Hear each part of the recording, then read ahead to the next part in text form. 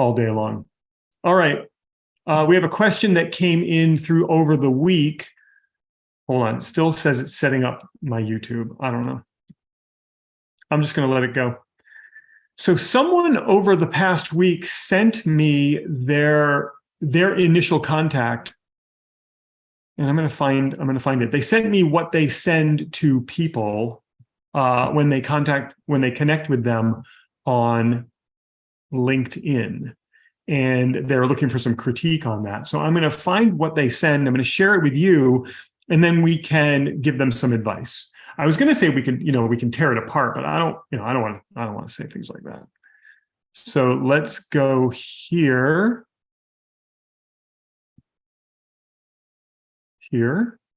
and here, and I'm just going to copy and paste it into something that we can all see.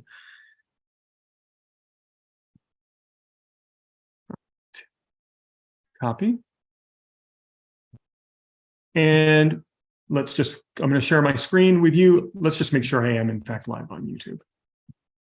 Looks like I am. All right. And there's already people there. So thank you so much for being here. Let me just put something in the chat on YouTube. Ask me anything. Here. I'll tell you a story. I had a super duper hater on YouTube this week, like super duper hater. And I was always told by the people in my circles, they're like, until you have haters, you haven't made it. Once you start having the haters, and one of my teachers, Dan Pena, you can look back. Actually, don't look Dan up. He's you gotta have real thick skin to work with Dan Pena, or just listen to anything he says. He says when the blanks show up, you know you've made it. And I don't even want to use the word that fills in that blank. But boy, did I have a hater show up this week. Like, was really, really going crazy on my channel and just blasting me. And so here's what happens. Like, here's why haters hate. Understand this, we'll do a little mindset work for just a minute, and then we'll get to the LinkedIn chat request, LinkedIn message request, connection request messaging.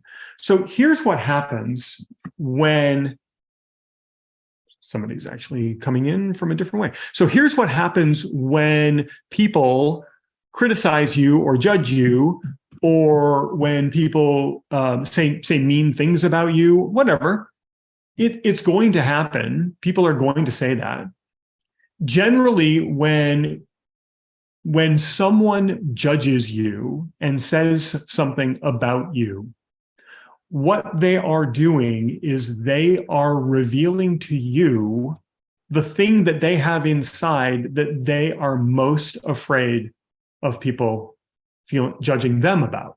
So like if somebody says that if they come out and they're publicly like, oh, you're not trustworthy, they're actually revealing to you that they are worried that people are going to say that they are not trustworthy. That's what's happening.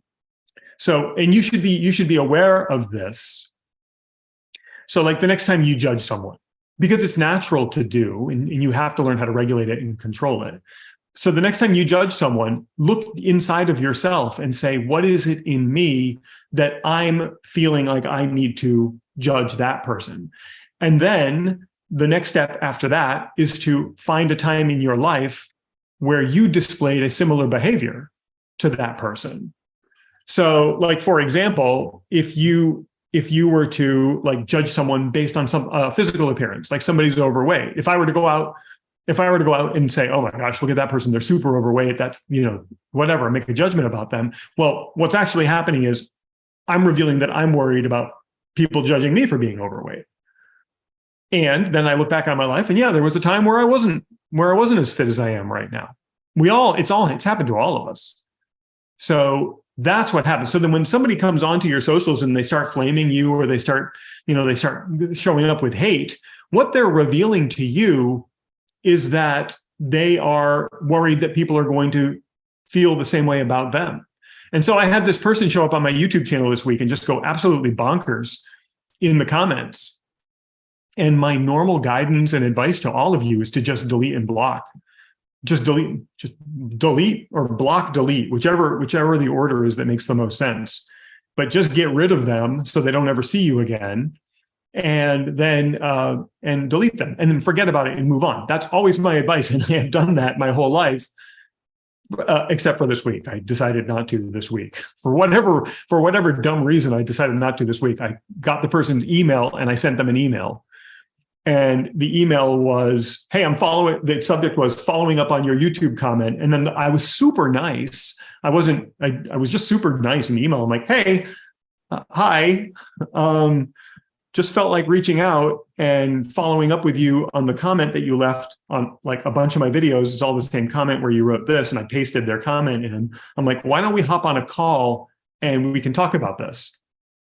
And they wrote me back and they wrote, thanks, but no thanks. When you say thanks, but no thanks, to me, that you shouldn't say the thanks at the beginning, right? Because it's no thanks. Thanks, but no thanks. Well, the first thanks is immediately off the table because you said no thanks. That's like saying bowl of rice or no bowl of rice. No bowl of rice, but no bowl of rice. There's no bowl of rice for you. You're not having that rice, right? You're not eating that thing. Anyway, I wrote back to them and I said, I was curious to know what your insights were. And so then I deleted, blocked them, and I moved on with my life. So I'm telling you, don't do that. Just let it go. A question has come in. What do impressions mean on LinkedIn, and how important are they really? So let's talk about that before we get to the Piers' question about LinkedIn outreach, because this came in on the Zoom. So an impression, I'll take some notes for you. Impressions are now more important than you think. Impressions everywhere are more important than you think.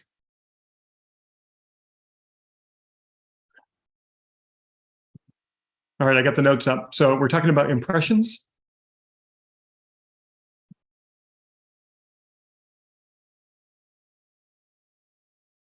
So I'm going to give you some general guidance on what an impression is. Let's just keep it unbelievably high level. We don't have to get super technical, but I will get super technical with you for just a half a second. An impression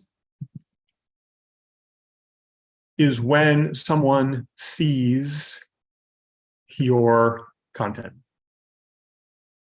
Okay, so an impression is when someone sees your content. So how does the system know that they've seen your content?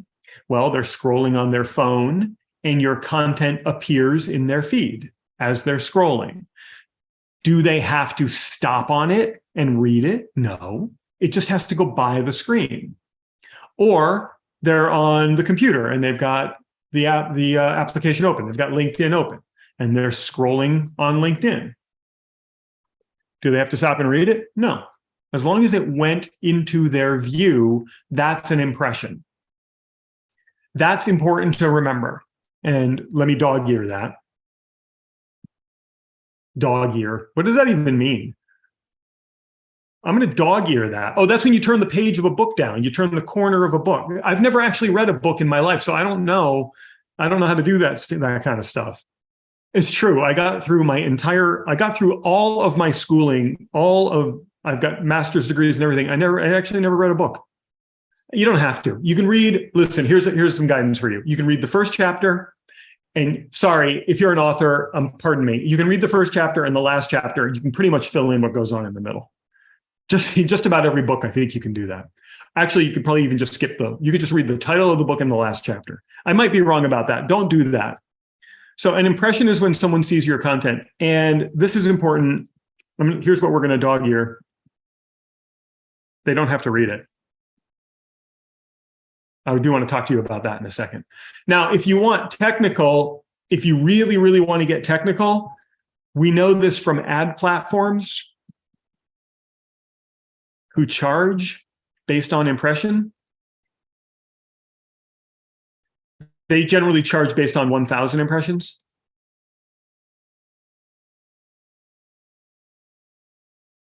When your ad shows 25%, yeah.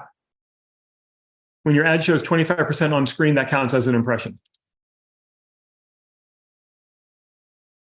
Wow, right? They don't even have to see the full content. That counts as an impression. Now, we know that from ad platforms because they tell that in their service agreement when you start paying them for impressions. So it stands to reason that about that same percentage is probably true for the organic as well.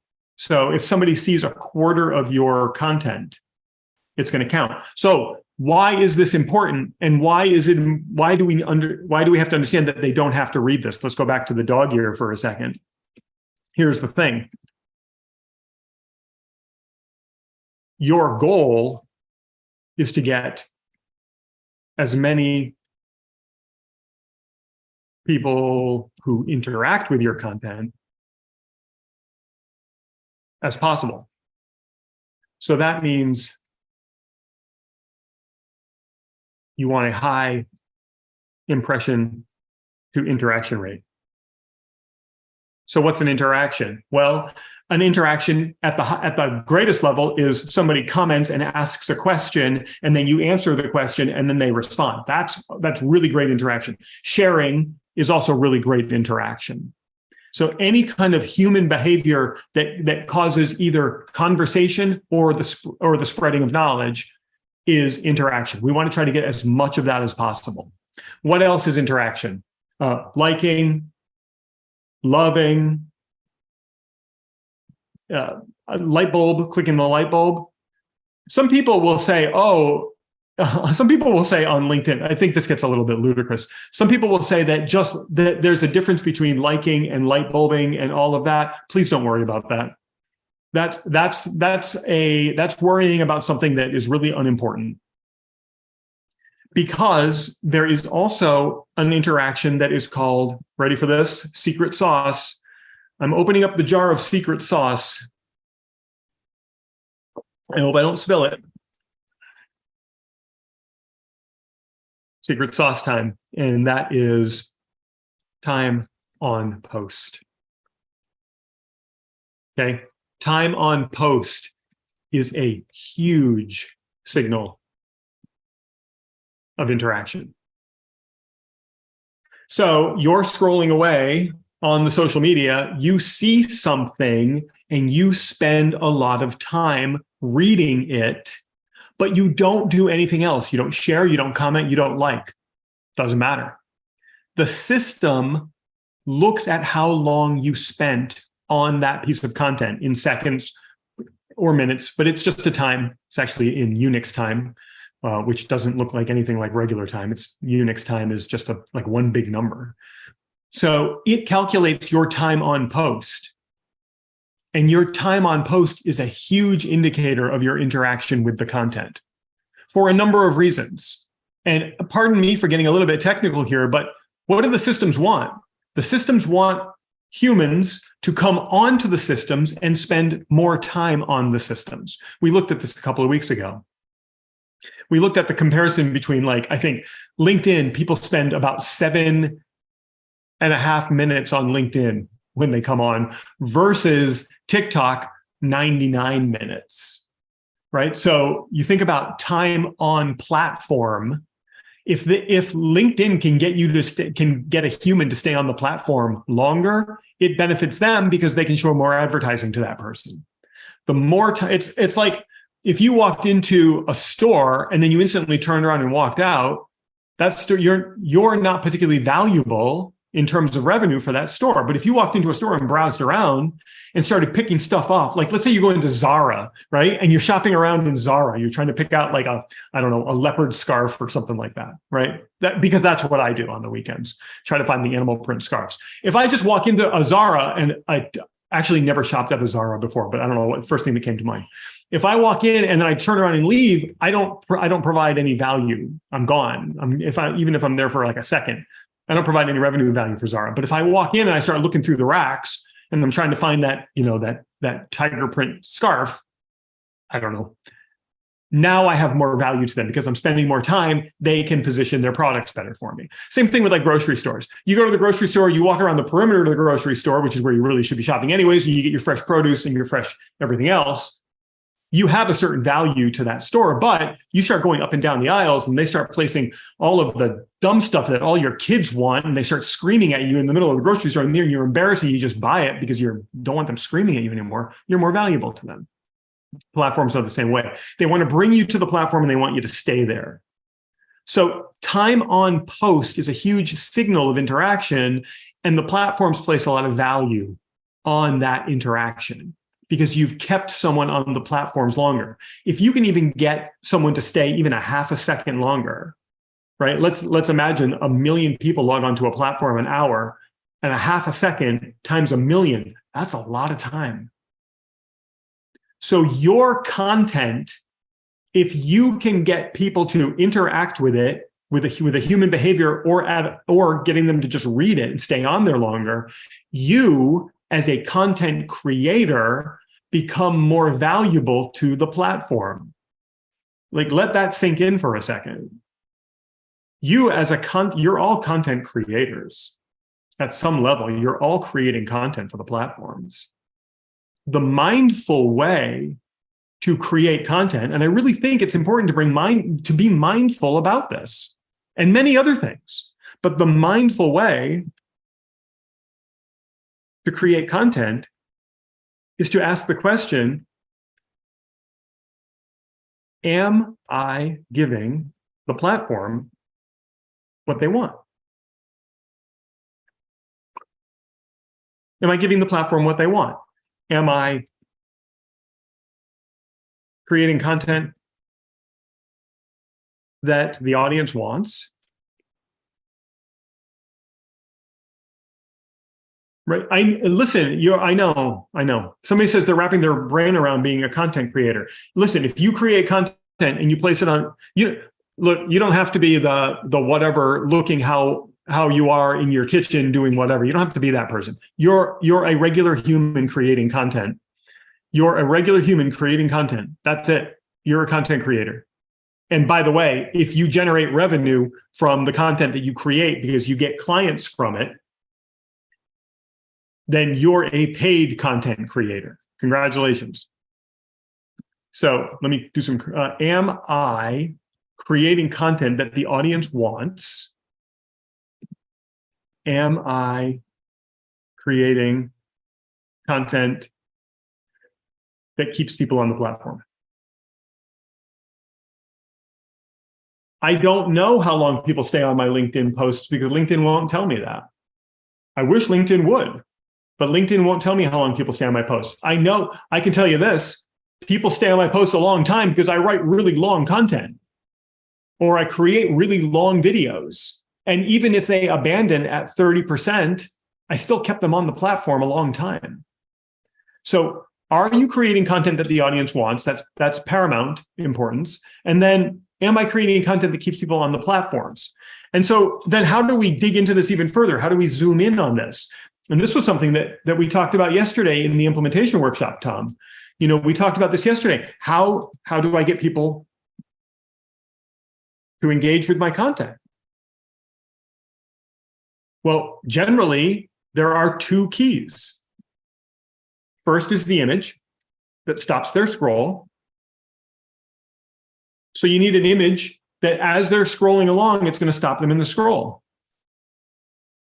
So how do you do that? Well, I'll give you some high-level guidance. Happy people, right? Faces of people that are happy. If you can, outdoors with a blue sky, if you're by a body of water, that's going to help. How do we know this? There's lots of studies. There's lots and lots of studies for what people stop on. Outside, green trees, water, smiling, happy people, close-up faces. The face takes up most, we know this from studying YouTube thumbnails. When your face takes up most of the thumbnail, people are more likely to engage with that content. So in the image that you use, your smiling, happy face should be the largest element in the image, right? I get thousands of impressions on my content.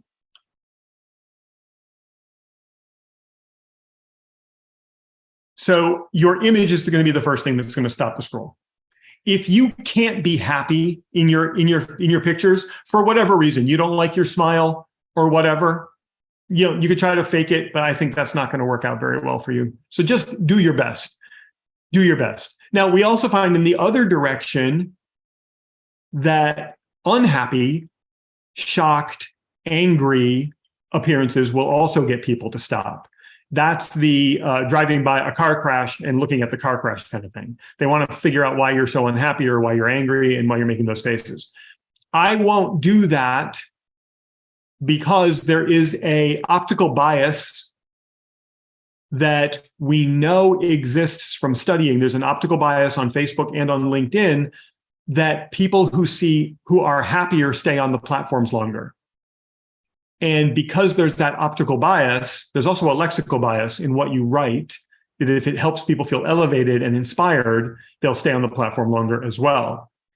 So even though the human bias is to stop and look at an angry, a shocked face, even though that exists, I want to play to the optical bias of the platform, which is they want to show more happy things. That's why on Facebook, we know there's an optical bias to outside, blue skies, bodies of water, green trees, and humans that are happy.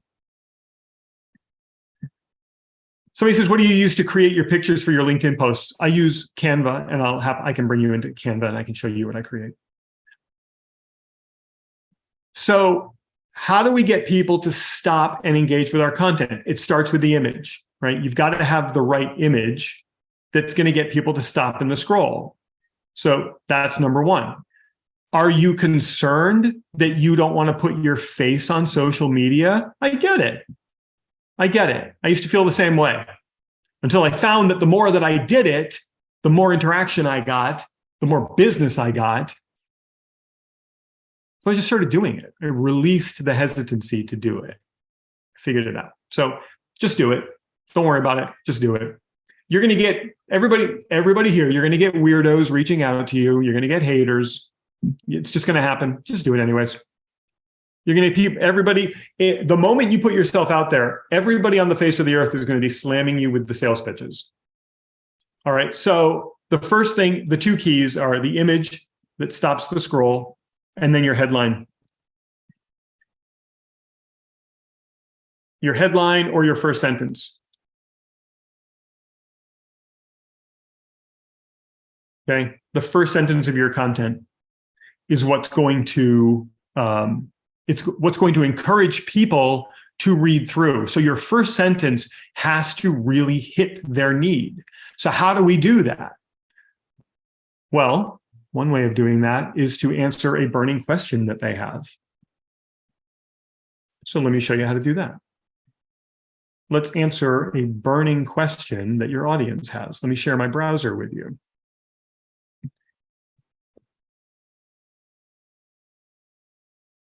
Somebody says, I'm introverted and I went into shock the first few times and retreated. Okay, good. I'm glad. And then they say they're back now. I'm glad.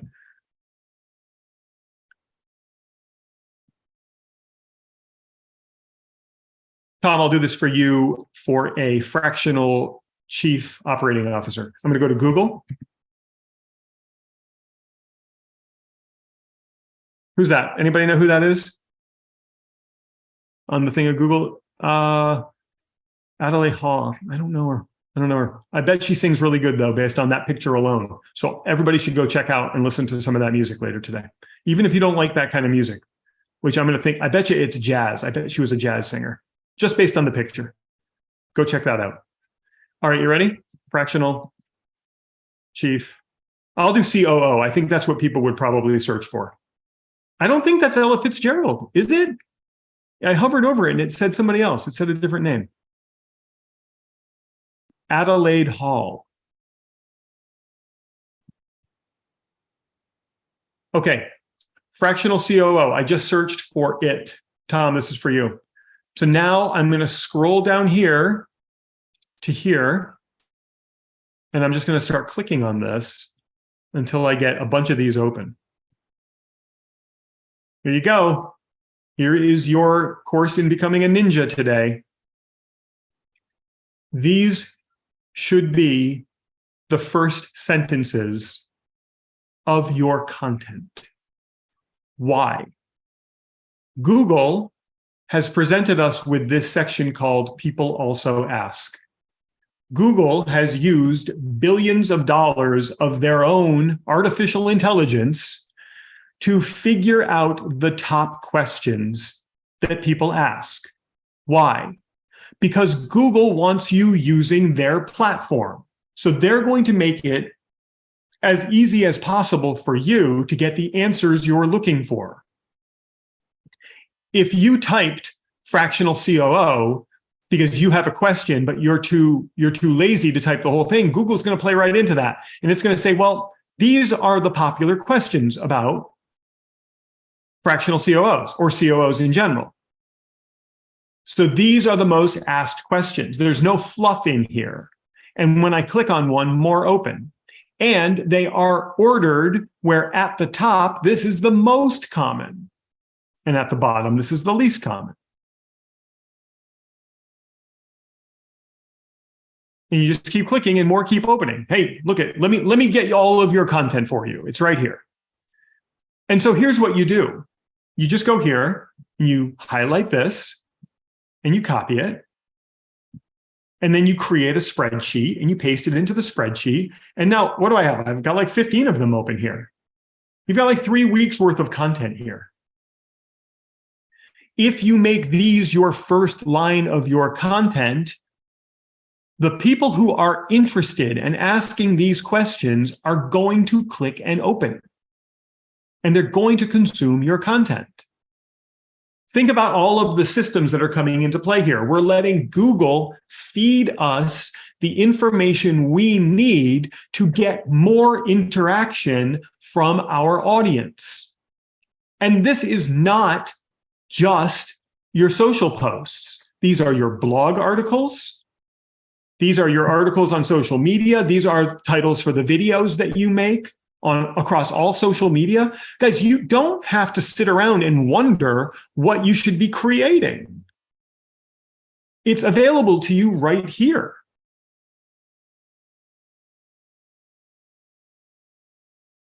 And then somebody asks if I would use AI to get these. I would use AI to get these as well, but I would cross-check. I would do both, and I would look for some sort of intersection between the two.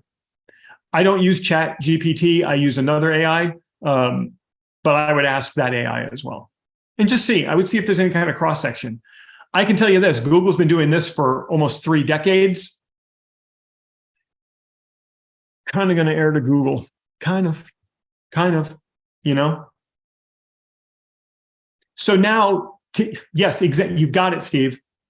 You take these questions and you answer them in your content. Here, Steve, we'll do it for you, okay? We'll do it for you. Speaking, public speaking.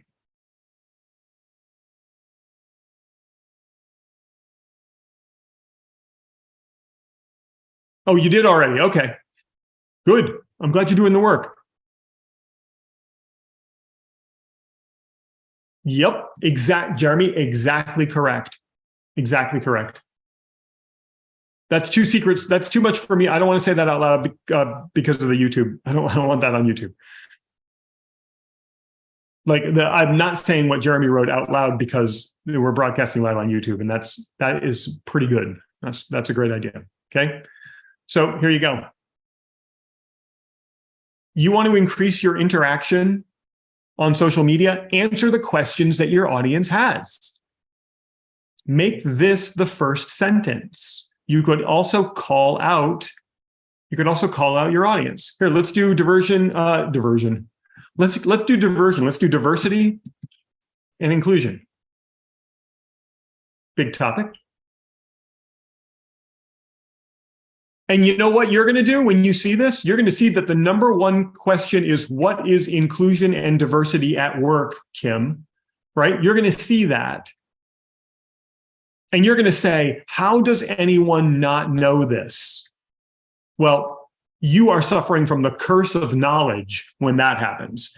If you find yourself looking at these questions and saying they're too elementary, I can't answer these, you are suffering from the curse of knowledge. And the curse of knowledge is you know something at an expert level and you cannot get into the mind of the person who doesn't know anything about it.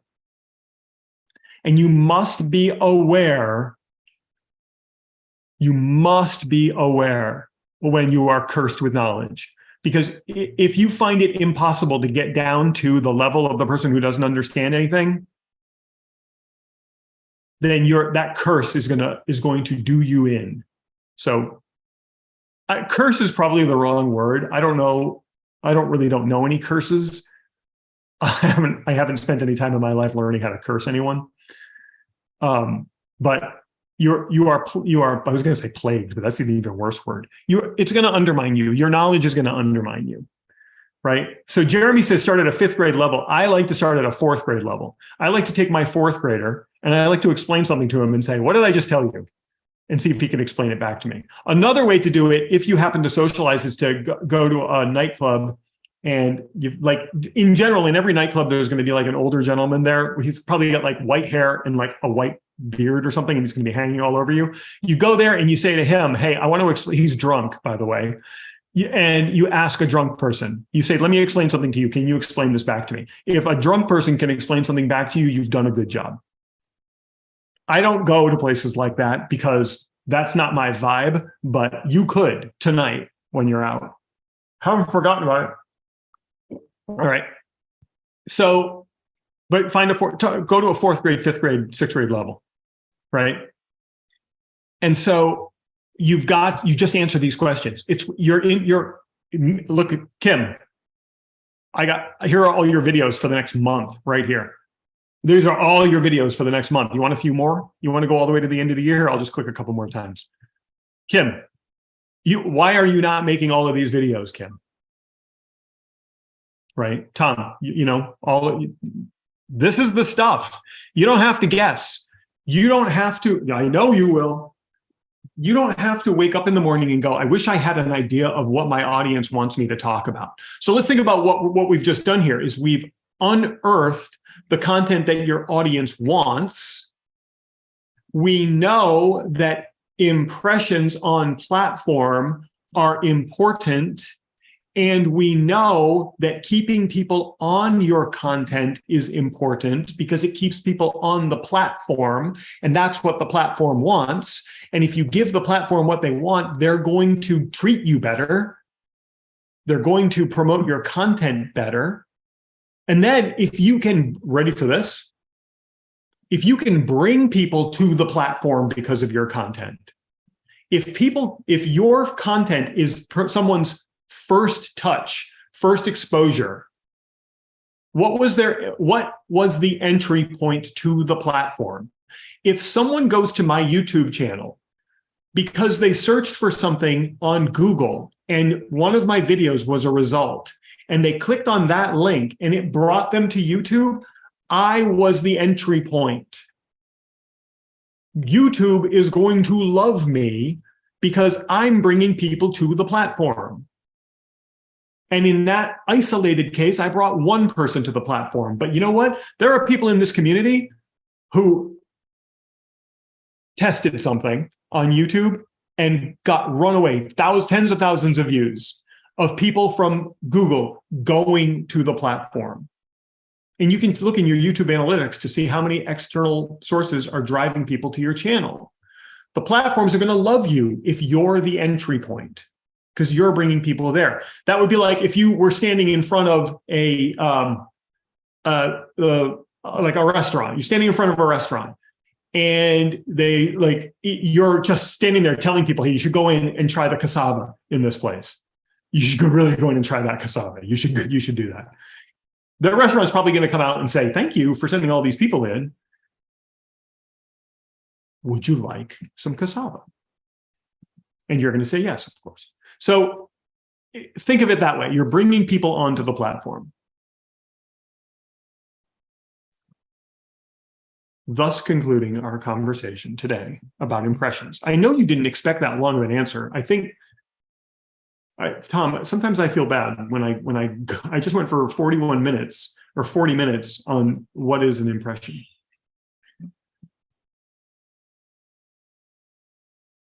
Tom, do you feel like I answered your question?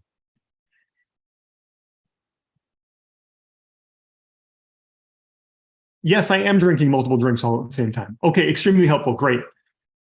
Tom, for a little while on your content, go regular sentence case for your first sentence. No, you don't have to do the all caps.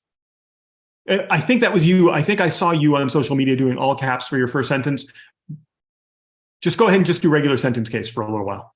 Just try that. Experiment with that for me. I think all caps, and I'll have to find the research on this. I don't know. I don't have the numbers, but I think people ignore all caps more than they do regular sentence case. Somebody said, what do I use? Before I answer Piers's question that came in from YouTube, let me just go see. Hey, we got a bunch of people on YouTube. Thank you for being here. Thanks, YouTubers.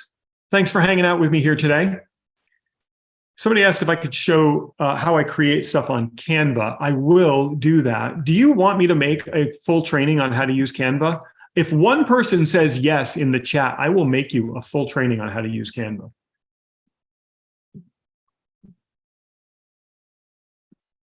Let me share this with you.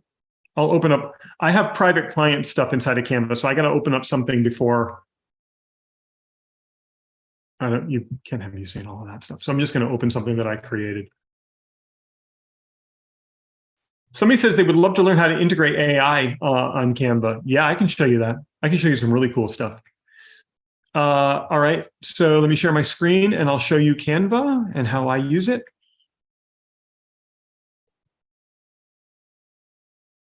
All right, so here's my Canva. This is a multiple page. These are a bunch of different thumbnails that I created.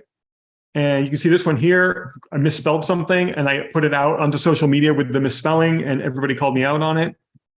Everybody called me out on it like I'm marketing to spelling teachers. But I know sometimes it's important to spell stuff right.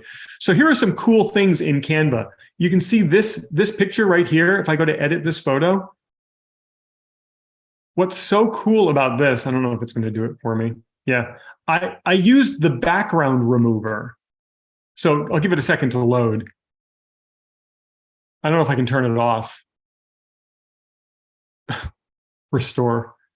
Let's see if it brings back my background. There's just this, they have this unbelievable background remover. Oh, that's a restore brush. That's cool. That's going to bring back my whole background. That's kind of neat. I don't know. Yeah, the background remover is a game changer for sure. Oh, look at what it just did there. That's kind of weird. Command Z, got rid of that. Anyway, I brought this image in from my downloads and then I just clicked background remover and it puts me right on this. And I just use a template to create this. I just went over here. Here's my secret tip for you. If you struggle at figuring out which of these to use, just scroll and the first one your eye stops on, pick that one. That's my eye stopped on this one right away. That's pretty cool. And so I'm just going to Command C, copy, delete for this dude, Command V, paste. Here I am. Move it over. I like to bridge the colors like that. But then I go over that. So then I figure out what I'm going to write about. I don't like to make money claims ever. I know somebody that got in huge trouble making money claims. You got to be really, really careful with money claims. Really careful.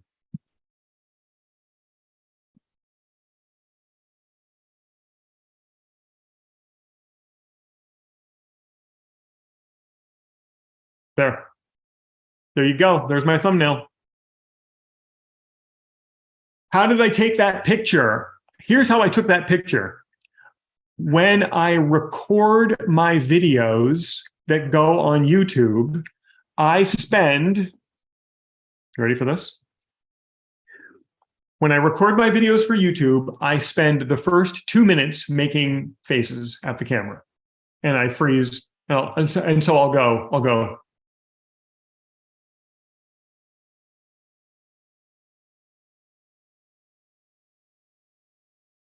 I'll spend the first 2 minutes doing that. You feel really, really goofy doing it. You feel so unbelievably goofy doing it. And then I just open up that video and I go through, and every time I pause, I just do a screen capture. I use two different video editing tools. The first video editing tool that I use is called DaVinci Resolve. It is complex. It is free. There's a paid version. I use the free version. It is very complex. But what I love about DaVinci Resolve is that it allows me to do all of my rough editing, then my fine editing, my audio editing, all in different areas. So I love that. Or you could use Camtasia. If you're on a Mac, you can do a lot of damage with just iMovie. You can get everything you need to get done with iMovie. The camera that I am currently using is a Sony Alpha 6600. If I were buying a new camera today, I would not get that. I would get that one all the time, but it's missing a key feature that I need. Veed.io is great for editing as well, Cicely says. You should check out iMovie because you have it already. If I were buying a camera today, I would get the Sony EV1Z. I think that's the one I would probably get. I love my Alpha 6600. I have it over here. I can't show it to you, but I love my Alpha 6600. The thing that it doesn't have that I really want it to have is wireless, the wireless movement of a file from the camera to the computer. I want it to be able to move it. I want to be able to finish, and I want it to be able to go. Your mobile is beyond good enough. Your phone is beyond good enough. Beyond. Your phone is so very good for this. You don't have to go and buy a huge camera. You can just put your phone on a tripod and go, and you'll be very, very effective. Lighting and sound is very important. So I would recommend having some lights that illuminate you. I would also recommend a shotgun, if you're using your phone, a shotgun mic that plugs in so that you get better audio quality, but you don't even need that. You could simply just cup your hand around where the microphone is, cup your hand so that it picks up your audio better. Or if you're using a tripod, you're fine. You're going to be fine. Piers asks this question.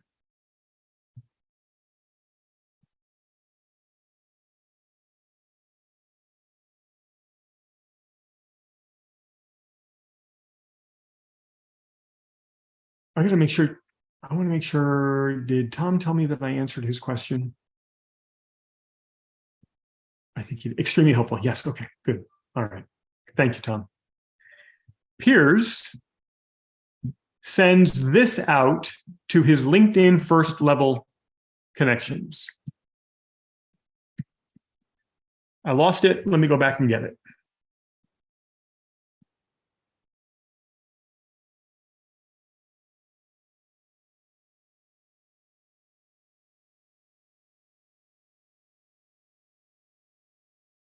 Okay, so here's what Piers sends out to his first level connections as a message from LinkedIn. Hi, name. I hope you're well. Are you looking for any free tips or insight on how to save time, money, and resources in the deployment of psychometric profiling and personality assessments? The reason I ask is I put together a document called Unlocking Efficiency and Value in Psychometric Assessments. If you'd like to check it out, just reply yes, and I can send it over. If you're not interested, no worries. Either way, I hope this note finds you well. Best wishes, Piers. So I don't know, Piers seems like a nice guy. I feel like this message comes on a little too strong. Guys, tell me in the chat what you think. I feel like this message is coming on just a little too strong for Messenger.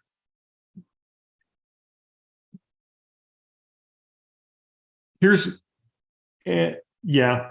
So, yep. Yes, a bit sales pitchy. So people don't want to be pitched to in Messenger. They just don't. And that's one of the biggest complaints about LinkedIn is that, and all platforms, is that we're slammed with a sales pitch everywhere we go. I think what I would do instead, so this method, this approach, we talked about this in the implementation workshop yesterday. This is a numbers game. Hold on, let me look. Is it all inner circle people here right now? It is. It is. I'm still live on YouTube. So this is a numbers game. You're blasting these out to a bunch of people and you're hoping for a conversion rate. My peers, I really do want to be as helpful to you as possible here. This kind of a message is not received very well. In the numbers game, you might get some conversions, but I think I would rather have more meaningful conversions for you. So here's what I would recommend instead. Should we give Pierce just a little bit of the secret sauce from the inner circle? Just a little bit. Step 1, connect only with people who need or resonate with psychometric profiling. Okay, they might not need to know what it is, as long as they need it. So Pierce, you're gonna have to figure out who those people are. You're only gonna connect with those people. 2, in your connection request, be friendly and ask or comment on something personal about them. And what I mean by that is just go through their LinkedIn and look for their latest post and comment on their latest post. Don't comment on, oh, I Googled where you live. Not that personal. Step number 3, prepare some great content about psychometric assessments and psychometric profiling. Prepare the content. Don't publish it. Don't publish it yet. Step number 4, send a nice note, inner circle and galvanized. Send a nice note to your new connections. Can't spill all the sauce. Sorry. Got to be in the inner circle if you want all the sauce.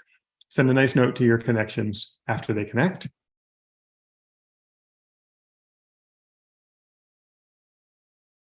5, publish your content. 6, repeat daily.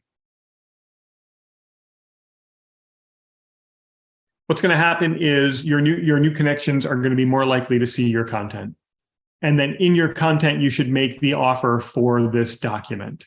So you write, Piers, you're going to write some great content that educates about what psychometric profiling is. I just showed you how to go to Google and get all the titles that you need on the face of the earth. Like, hey, guys, once you go through, here's a side note. Once you go through and you get all of those things, like Kim, you saw that, you get like 15 to 20 of these things, you're good to go. Just start recycling those. Just start answering them again, but answer them in a different way. Answer them logically, answer them emotionally, give them a bit more details, give them more tips, more strategies, more techniques, all of that. When you connect with people and you start messaging with them, they're more likely to see your content. So then you publish your content every day after you make your connections and you send nice notes to them. Right, guys? You know what I'm saying. So they're going to be more likely to see your content. And then you publish that content. In the content, you make the offer for the document. You have them either type something in the comments to get it, or direct message you to get it. You're going to get a much higher quality lead this way. A much higher quality lead this way. We move away from the exhausting, uncomfortable numbers game, and we move towards people moving towards us for service. And my friends, that's what it's all about.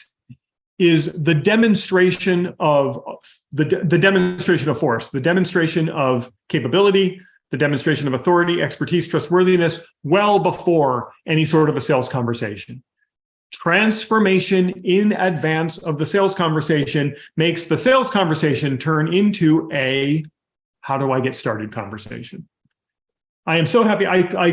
We signed up some new people into private client this week, and private client is by no means cheap. It's, it's my highest tier offer and there's a price tag associated with it. But the two people that signed up this week, they were both under 15 minutes.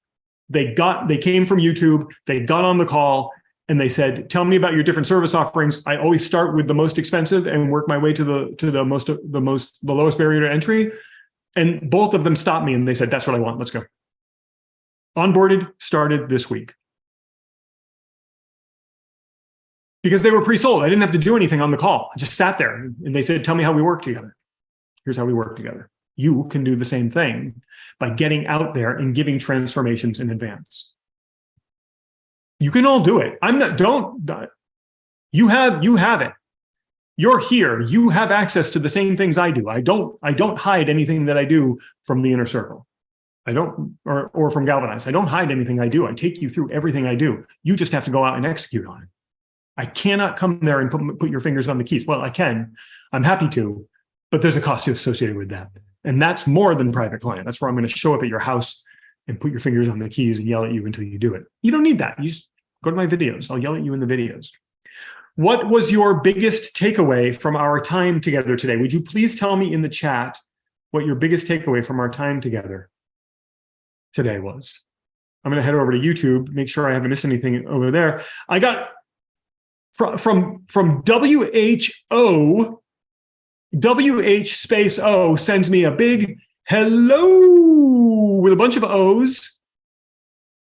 So I'm going to say WHO, hello to you. I hope you're still there. I hope you're still here. I don't know. Is it WHO or WH0? I'm going to check out while you guys are telling me what you're up to. I'm going to go to WHO's channel, see what they're all about. 566 subscribers. You're doing great for having no videos, only a couple of playlists. Thanks, WHO or WH0. I'm glad you're here today. Biggest takeaways were the Google search, impression stats, time on site and impressions, time on post as well. Don't forget about that. By the way, time on site is a Google metric for your search engine optimization. The time they spend on your website. Time on post, Tom, it means, well, I'm always going to tell you that long posts are better. I think long posts, short posts are great too. 3-sentence posts tend to get a lot of engagement. So we do 3-sentence posts. Just checking. I'm going to make sure it's still inner circle people. On Thursday, this coming Thursday, I'll talk about post lengths. Long form posts are articles. Short form 3 sentences are posts on LinkedIn. Long form posts are great because the person who gets to the end and sees your offer and takes you up on your offer is already sold. They are sold. Fewer tire kickers, better quality. And you know how we know this? We know this from long form content published in newspapers for ages and ages and ages. And in fact, I will tell you this, I spend money every month just taking my long form content and putting it in front of people with no expectation for any kind of conversion. I just have audiences, I write long form content, and I pay the platforms to put it in front of people. I'm glad you asked. Remind me hey Siri, remind me Thursday at 10:45 a.m. to talk about different content lengths for the inner circle. Okay, I have to talk about different. Next Thursday, we'll talk about content lengths in the implementation workshop. Top of the hour, I will send out a note for coffee.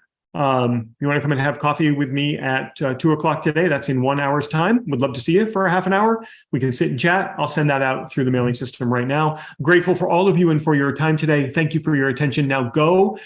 You still have 2.5 days left to the work week. Go and get that work done. Hold on. Somebody asked if I could critique their LinkedIn profile. We'll do that on Thursday as well. Come on by on Thursday and I will critique your LinkedIn profile. We'll bring it up and I will critique your LinkedIn profile. How do you like that? That's generally what those implementation workshops are for as well. That's what we do there.